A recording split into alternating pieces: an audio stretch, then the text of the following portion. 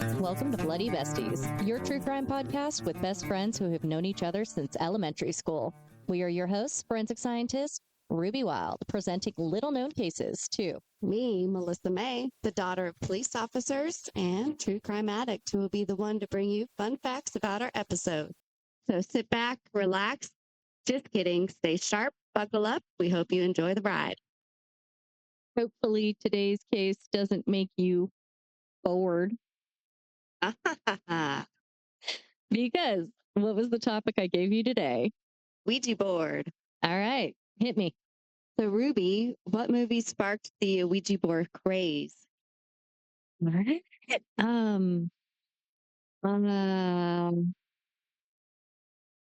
mean, I've seen so many horror movies that was it in the 80s? No, earlier. Earlier? Oh, yeah. I got nothing, man. In 1960, 13 Ghosts. That version. Wait, I love that movie. Oh my God. You've seen it, right? The new one? Matthew Lillard? The new one, how new? Like 90s, 2000? 2000. Yeah. Yes, that's a good one. You know the one from like 5 years ago? Because that's when the 2000s were. I'm still in my 20s. I don't know about you. The 90s was 10 years ago. Yeah, the one with the ghost with the box on her head. Yes. And the naked girly. I do want to see the 1960s version. I mean, I didn't even know that there was one. I had no clue that was a remake. Yeah, it was. Nice. Okay. Go to AMC or something. So how was it used in that movie? Ready? Yeah. So up until this movie, the board was used as a modern method of fortune telling and was good, clean family fun. Oh. Yeah, it was. It was good, clean, not scary. So up until 13 Ghosts, the young boy Buck in the movie, he finds the Ouija board and he asks the question, are there any ghosts in this house? The board pointed to yes, and soon after that, the spirits made their presence known. Wait, was the you might be getting into this. Was the board always meant to contact ghosts? Yes. Well, it was more of like a fortune telling. Like they could use it to who's going to be the next Roman emperor. Oh, almost like a magic 8-ball kind of thing? Yep. Okay. So then in 1967, the Ouija board sales surpassed the sales of the Monopoly game. Oh, because of this movie. In 1973, along came The Exorcist. Yes. The teenage girl finds the Ouija board in the closet and plays it by herself with the spirit named Captain Howdy. The quote is, I ask the questions and he gives the answers. Okay. So after The Exorcist, the talking boards were perceived as an instrument to get to the devil. Okay. Like a channel between demons and other folks. So yeah, after she found the Ouija board, that's when stuff started to go bad. Because like it started spinning. Yeah, like I know that the demon's Pazuzu. That I know. And that's because of that killer Pazuzu Algored. Other than that, I could never remember his name until that dude took it. Yeah. Which I hate to give him credit. That's like the only thing that he did to benefit society ever. Pazuzu. He's a murderer. Okay, I'm allowed to hate him. He's a freaking disgusting, stinky, smelly, tooth-filing murderer. Okay? He was Captain Howdy in the beginning of the movie. Well, crazy. Okay. I didn't know about either one of those facts. And that scene is on YouTube if you want to check it out. Both these scenes are actually. I need to watch that original 13 Ghosts. Yeah, I do too. Alrighty. Well, I had actually intended on this being like a bloody brief, but there are so many murders attributed to this single item. And I kept it kind of historic. I didn't do any recent ones. There are a couple of recent ones, but I feel like those stories are played out. Not like interesting wise. I figure if you've already heard about it, people better than me have covered it. And so I wanted to cover the lesser known ones because that's kind of our bag. And also I like to give voice to these victims' names. So that was my intention behind this whole episode.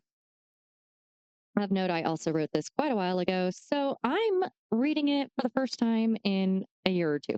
So hopefully it's good. I actually know of a lot of people that are not even willing to have a Ouija board in their house.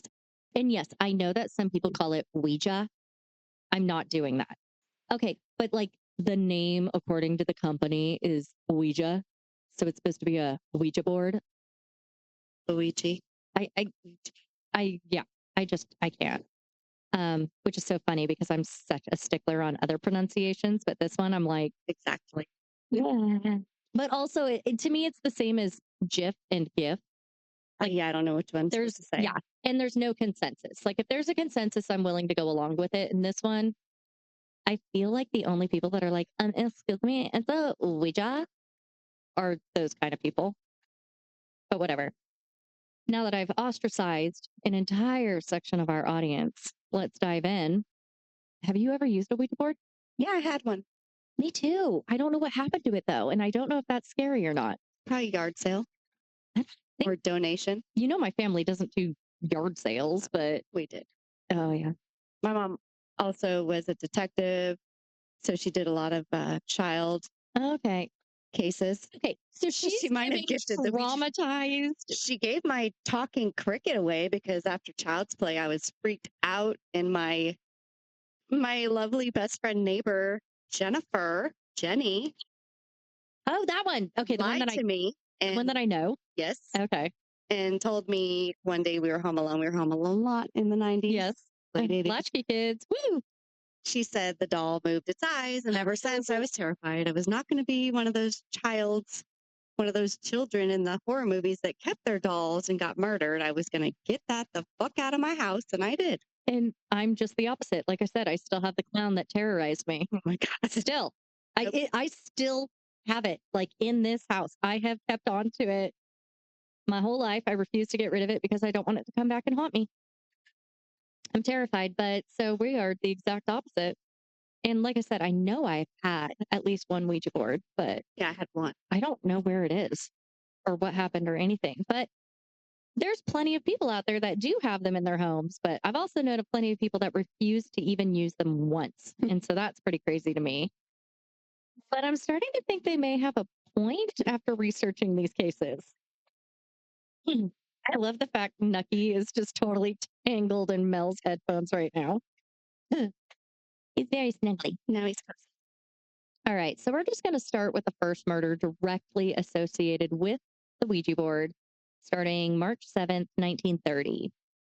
Okay. There are like 4 different ways to pronounce this name. I did look them up. It is spelled Cloth, cloth, Ilde. Clothilde. Clothilda. I'm going with Clothilda. Clothilda Marchland. She was found by her 12-year-old son after school in the foot of their stairs. He went for help and was initially thought that she had died from falling down the stairs. The medical examiner, however, found other wounds on her body, bloody gashes. He also smelled chloroform on her body.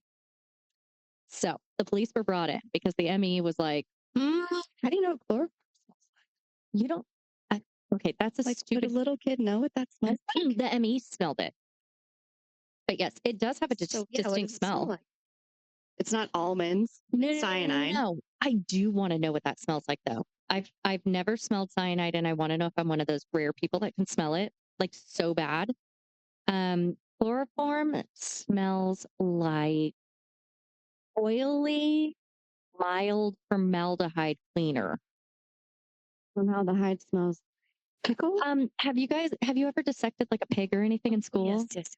Okay, so now picture like if you were walking past a classroom that had that going. So like really mild. Now make it oily. And mix it with like 409 cleaner. It's distinct. It really is. I used it as one of my extraction materials when I was doing RNA work. And I accidentally spilled a bottle of it on my bench. And we had like picture a wee pad. We used those as bench covers. And so it soaked into that. And at the time, like I wasn't wearing face mask or anything. This was early 2000s. We didn't care about any of that. I practically gassed myself. So I spilled a bottle of chloroform on this absorbent pad. Did you have asthma before or after this incident? It might have caused it. No, I had that chemical inhalation that caused it. which was a completely separate incident. But I can't remember if this happened before or after, but I do remember we had to clear out the lab because there was so much chloroform and it was just absorbed into this pad. And so it just kept like wafting. Yeah, because it's just a plastic under the clothy part. Right. Or my favorite is like that meme that says, "What's your favorite essential oil?" Chloroform. But yes, so chloroform, it does have a distinct smell. That is absolutely for sure.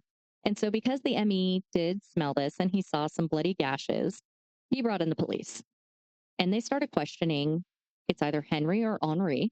He was a famous sculptor. He used the medium of precision wax and he made dioramas. He came from Buffalo with his wife and 5 children in 1925 to make models for the Buffalo Museum of Sciences. He worked with the Senecas while in Buffalo, and he studied their flora and fauna on the Cattaraugus Reservation near Buffalo, New York, for his art. So they were the local Native Americans or indigenous peoples. And so he worked directly with them to figure out what they used in the area specifically. And it was during this time that he actually formed a relationship with the locals, including a young woman named Lila Jimerson or Himerson. I'm going with Jimerson because it's not Hispanic. It's, when it comes to names, there are way too many different ways to pronounce names, like people's names, not names of objects. So I'm doing my best, people. So police went to question Lila about what she may know. And when they had her under questioning, she implicated her friend Nancy. Police then brought Nancy.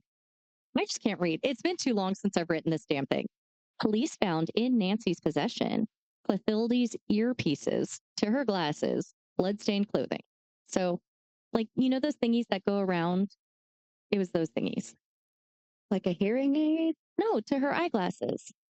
So like it was just the part that hooks on the back of your ear? That's what I gathered. Or it was like, those thingies that they attach to glasses to hold them like around your neck, like librarians wear? Yeah, so you can throw your glasses off and they hang on your chest. It might be that as well. It just said earpieces to glasses and some bloody clothes. Police arrested the 2 women, Lila and Nancy, and that's when they spilled their story. And oh boy, is it pretty crazy. Nancy said she and Lila used the Ouija board because Nancy's husband recently died mysteriously and they wanted to determine what happened. The women allegedly had a visit from Nancy's husband, ghosty husband, who said he was murdered by a woman named Bathilde. Bathilda. I feel really bad that I can't figure out that name. There was only one woman by that name that Lila knew. So she turned Nancy on her trail, claiming she was a white witch who used her powers to kill Nancy's husband. I told you it got good. Nancy then went to the Marchland house with the intent to kill Bathilda. And she intended to use a hammer that was provided to her by Lila along with a bottle of chloroform. See? She said she struck Bathilda in the head with a hammer, and when she fell down the stairs, and it was there that Nancy used the chloroform rag to asphyxiate her. She also said that Lila kept Henri away from the house by taking him out on the town. I know. The pair of women were indicted by the grand jury and set to stand trial in the first-degree murder. When put on trial, when I combine those words again, okay. When put on trial, Lila could. You're done. Why can't I say that? When put on trial, Lila collapsed, leaving the judge no option other than to declare a mistrial. While in the hospital with tuberculosis, that's why she collapsed, she pled guilty to the second-degree murder, yet retracted her plea shortly after. During her second trial, Henri admitted that they had an affair. And in fact, laid out many more affairs that he had, stating that Lila was one of many. So Henri was sleeping with Lila. Lila turned Nancy onto Bathilde, who's Henri's wife. So that way Nancy would kill Bathilde. Bathilda. It doesn't matter. I mean, it does matter. It does. I feel bad. By this time, Henri had remarried to an 18-year-old woman and now lived in Albany. So if Lila's intentions were to get the man, she didn't even do that. Lila denied everything except for the affair with Henri. She said that Henri was trying to find anyone on the reservation to kill his wife and that he was the one who did it. Lila was eventually found innocent after the second trial because there was no evidence that she was the one who influenced Nancy in any way because she did it through the Ouija board. Yeah. Nancy, for her part, pled guilty to manslaughter and was sentenced to time served. So poor Clothilde got absolutely no justice. None. Henri died in 1951 at the age of 73. Lila died in 1972 because of her weak lungs. And I have no clue what happened to Nancy. That brings us to the next case. We're in 1933 in Prescott, Arizona. One afternoon in November, retired naval officer Ernest Turley was shot twice in the back by a shotgun while he was working on his ranch and died a few weeks later. Yeah. His 15-year-old daughter, Maddie, was in shock, telling those who had found Ernest that it was a shooting accident. She was following her father on the ranch to do chores. She tripped, fell, and the gun went off in his back twice while she was falling. The local sheriff, looking into the shooting, noted that the trajectories of the shot went down, not up. So, and you can actually figure that out. Yes, with shot pellet, though it's scattered, you can tell the angle of the impact based on the elliptical pattern of the shot. So it'll start. It's the way that the ellipses points. Yeah. So if you're falling, you would start the highest point and then the next would, like, say, the back and the buttocks. That seems because accurate. like if you fall forward or fall back. She just said that she tripped and fell, but you would think that if you're falling, you're lower than your target. Yes, you are. So that would make it go upward if he was shot in the back. Okay. He was shot downward. Okay. So he was lower than the shooter. Yeah. So the story just didn't make sense because it couldn't explain how it would have gone on twice when she hit the ground. She was higher than him, so she had him on the ground, or like he tripped, and she shot him. You'll have to wait and see. So when confronted with the fact of the trajectory, Maddie immediately changed her story. The day of the murder, Dorothea and David went to town, leaving Maddie with her father. So that was her mother and brother. I didn't write it, so I'm assuming. Maddie followed him as he went out to milk the cow. She said that she shot her father on purpose because the Ouija board told her to when she used it with her mother. Police immediately focused in on Maddie's mother, Dorothea. As should they. Yeah. So we're going to jump right into Dorothea's story. So in 1917, she entered a beauty contest called American Venus. Kind of fun. Okay. So it was kind of a big deal because over 50,000 women entered for the title and wanted the prize money. And part of the contest were comparing the woman's body measurements, 60 in total, with those of the sculpture of Venus de Milo, carved by Alexandros of Antioch. And it's currently in the Louvre and it's missing its arms. Like we've all seen that. So she was considered the literal pillar of beauty. And if you had those same exact measurements, we're talking breasts, waist, thighs, arms, neck, like all of those measurements, and you're trying to get as exact to her measurements as possible. I think we would fit that nowadays. I think so too. Those Greek goddesses, they were thick. They were thick. I like it. I mean, now I kind of want to know what those measurements are. I mean, obviously in today's looking. I might, but in today's, body positivity era, I don't know if anybody's going to be publishing measurements of anything like that. But back in the day, they did. And Dorothea's measurements were closer than any of the other 50,000 contestants. And she won.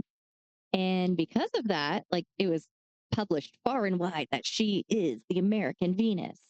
And so she started getting marriage proposals. People would just mail her, marry me. You're beautiful. Marry me.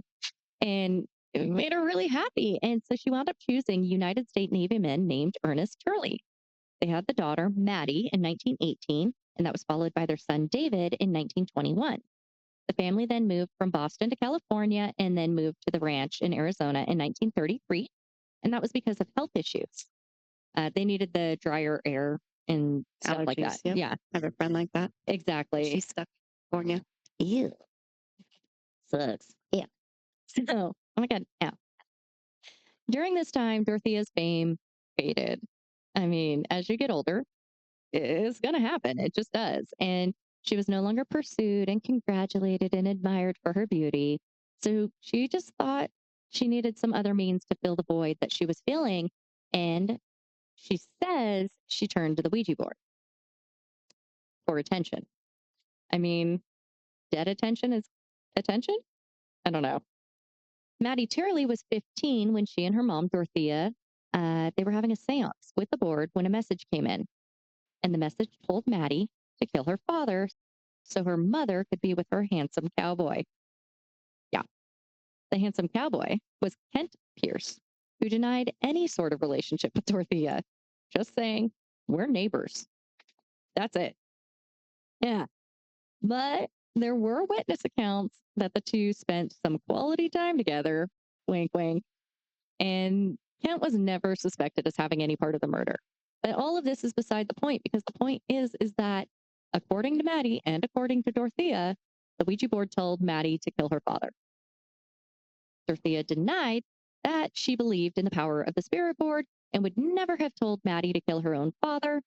She further went on to say that it must have been an accident or intentional, and she was because Maddie was tired of her father's rules because he wouldn't allow her to wear rouge or run around the town with the local cowboys. So Dorothea says Ouija board never said any such thing about killing her father. Maddie says, I did it because the Ouija board told me to.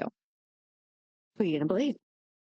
That's up to the cops, not me, because Maddie was put on trial, and that was for murder. She was sentenced to stay at the state reformatory until the age of 21, so 6 years. Dorothea was arrested and tried for intent to murder and found guilty and sentenced to 10 to 25 years. 3 years later, she appealed her conviction and she was actually acquitted. So she was free. At this point, Dorothea sued the reformatory for quote unquote poisoning Maddie against her because Maddie now refused contact with her mother, thinking that her mother made her kill her father. Yeah. Maddie was freed at the age of 18, and I found no articles on anyone involved from that point forward, including the son David. Don't know what happened to him after both Maddie and Dorothea were incarcerated. And on to the last tale. We're going to hop on over to Kansas City in 1935 to 77-year-old Herbert Hurd. Herbert was found having shot his wife Nellie 4 times in the back. He claimed self-defense. His story almost seemed unbelievable, but it was determined at trial to be the truth. In the back? That is not self-defense. I mean, the trial said it's Goodness. Nellie had been using the Ouija board weekly, and it forevermore changed the couple's marriage. She had understood from the board that Herbert was having an affair with a neighbor woman. She also believed he had a great deal of money that he held in a suitcase and it was buried, or that he had given the large sum of money to his mistress. Either way, she was ticked. But she wasn't okay with it, so she resorted to torturing her husband to get this information out of him. I don't know if she was more pissed about the missing money or the adultery that she suspected, but either way, the woman was unhappy. And keep in mind, this is all because the Ouija board told her both of these. He had a mistress and he had hidden money. Yeah. She tied Herbert to the bedpost and started in on making him confess to what he did. Making him confess to what he did. This occurred over the course of weeks. So he's tied to the bedpost for weeks. She started using wires to tie him up. She whipped him with knotted ropes. She started using a burning poker to brand him. She stabbed him in the shins with a knife. Of course, Herbert broke. I mean, we all know. Everybody's going to say something at some point when you're under torture, whether it's the truth or not. You're just going to say something to make it stop. He confessed to the affair and the money, and when she resorted to holding a gun to his head, that's what broke him.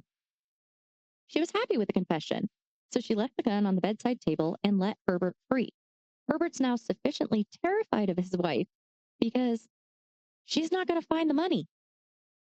So he's scared now, and that's when he grabbed the gun and shot his wife 4 times in the back because he was afraid that if he didn't do it then, the torture was going to continue or she would kill him. I mean, this is one of those few cases that I'm like, right? Yeah. So during trial, after evidence of this abuse, it was clear that he had been abused for weeks. The marks were there. They said that the killing was justifiable homicide because he was in fear for his life and he was released. So, like I said, there are so many other times that the Ouija board has done crazy things. So, like in 1949, Douglas Dean, age 14, claimed to be possessed after using it. And his story is the one that inspired The Exorcist, which is why in the movie she's using Ouija board. Yep. So his story, Douglas Dean, inspired that. Then we have a wealthy heiress in 1956 named Helen Dow Peck, and she planned to will her fortune to a man named John Gale Forbes because she communicated with him through the Ouija board. And she said that if this man was ever found, he was to get her fortune. Unknown if he ever existed. And like I said, there's so many more. It's crazy, but I don't know if it's my opinion that the Ouija board actually has any powers or not. I don't want to say no because I don't want to be the person that's a victim of it someday. Thoughts? Yeah. They did a study on it, and I didn't write down the name of the study. Big word. They're saying it's like that, where you're subconsciously actually moving the planchet. Yeah, you're moving it without knowing you're moving it. Gotcha. Yeah. I mean, either way, it's a good idea to try and get a date through something other than the Ouija board and to get your future advice, probably through something other than the Ouija board when it comes to murder. I wrote a joke here. Do it. If you're trying to get answers using the Ouija board, the person on the other end is no doubt going to just ghost you. Yeah. Crack myself up. Well, hopefully you enjoyed. I know that was a little bit shorter, but it's still fun and very time relevant. So talk to you next time. Bye, y'all. The views and thoughts expressed in this podcast are ours alone and do not represent the thoughts or opinions of anyone else. The information presented is for general information purposes only. We are not liable for anything you do with this information.